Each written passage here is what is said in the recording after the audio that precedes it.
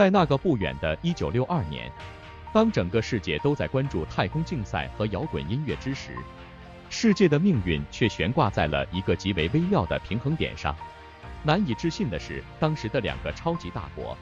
美国和苏联，都因为一个岛屿的决策几乎走到了核战的边缘。这个岛屿名为古巴。那么，古巴飞弹危机究竟是怎么一回事？要追溯这一事件，必须从两国冷战时期的政策和决策开始。冷战是20世纪的一大特色，美苏两国不断地在各个战场上进行较量。但真正让全球震惊的是，这两大超级大国如此接近于进行一场毁灭性的核战。美国的 U-2 侦察飞机拍摄到了古巴境内的苏联中程弹道导弹，这些导弹的射程覆盖了整个美国大部分地区。这意味着，若有冲突，美国很可能首当其冲。事情发展得非常快，美国总统肯尼迪立刻召开紧急会议，而苏联的赫鲁雪夫也在思考如何处理这一局势。在这种焦灼状态下，每一次的决策都如同走钢丝般危险。世界等待，媒体报道，公众恐慌，每一个人都知道，一旦爆发冲突，这很可能是人类历史上最后一场战争。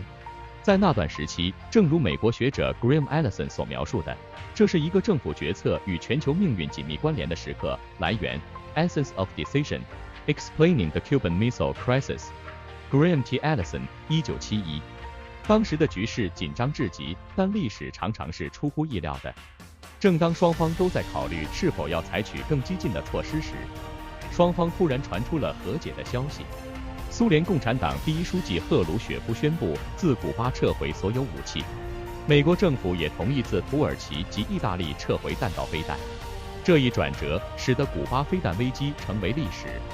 但也使得全世界的人们更加认识到和平的宝贵。结束了这一刻临近毁灭的局势，但留下的是更多的思考和反思。当代的我们如何看待这一历史事件，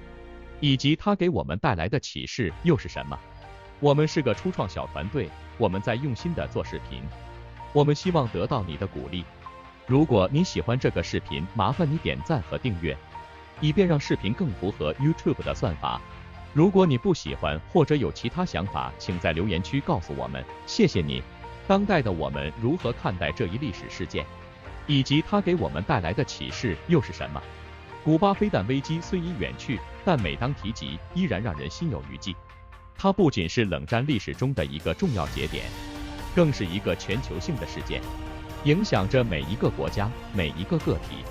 历史的镜头可以拉远，但我们不能忽视那些当时参与决策的政治家、军事家和他们背后所代表的国家和民众的情绪、情感和愿望。在当时，虽然技术并不如今天先进，但核武器的威力是无法想象的。我们今天难以置信的是，这样的灾难性武器竟然差点在两个超级大国之间发生真正的冲突。当人们日后回想起那个时代，许多人会对两国的领导者提出质疑，为何会走到这样的地步？但我们必须理解，那个时代的政治氛围、意识形态的对立，以及两国之间的战略利益冲突，都使得局势变得复杂和微妙。这并不仅仅是一个简单的地缘政治斗争，而是两种完全不同的政治制度、经济体制和价值观的对抗。那时，每个国家都有自己的宣传机器。美国通过好莱坞和音乐产业传播其自由民主的价值观，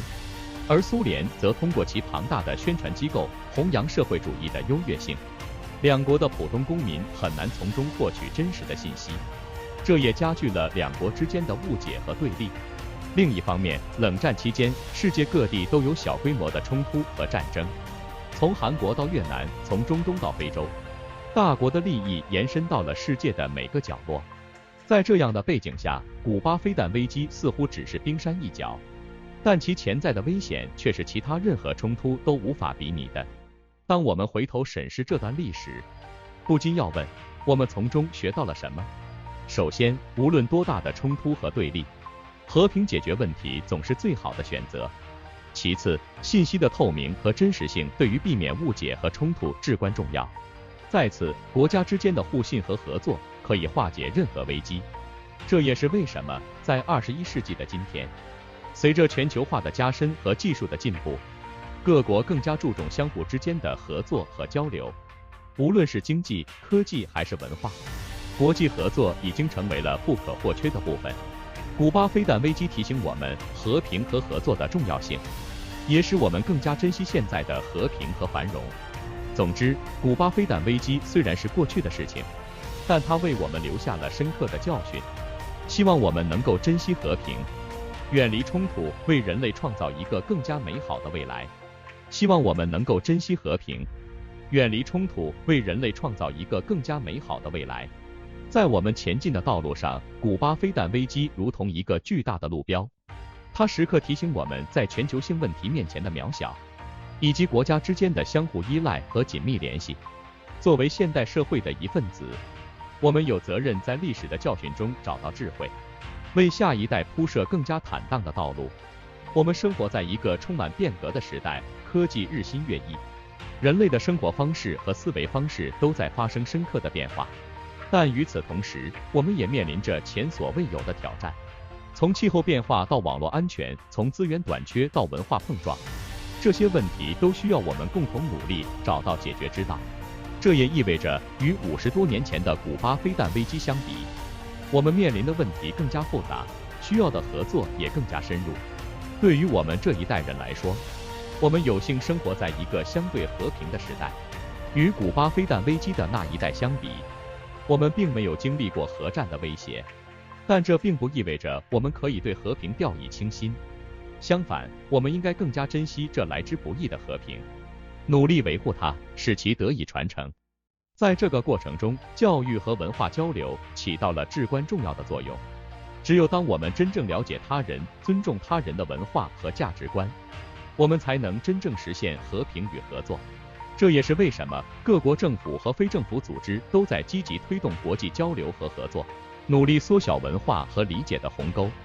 再者，随着全球化的加速，各国之间的经济联系也日益紧密，这使得任何国家都无法独自应对全球性的挑战，需要的是全球合作和协同努力。从这个角度看，古巴飞弹危机也为我们提供了一个宝贵的启示。在面对全球性问题时，只有合作才是出路。当然，合作并不意味着妥协，每个国家都有自己的利益和目标，但在大的方向上，我们都应该追求共同的利益，寻找双赢的解决方案。只有这样，我们才能真正实现长久的和平和繁荣。总的来说，古巴飞弹危机虽然已经过去了半个世纪，但它的教训依然值得我们深思。在这个充满变革和机遇的新时代，我们应该珍惜历史的教训，努力追求和平与合作，为下一代创造一个更加美好的世界。这也许是我们这一代人应当承担的最大使命和责任。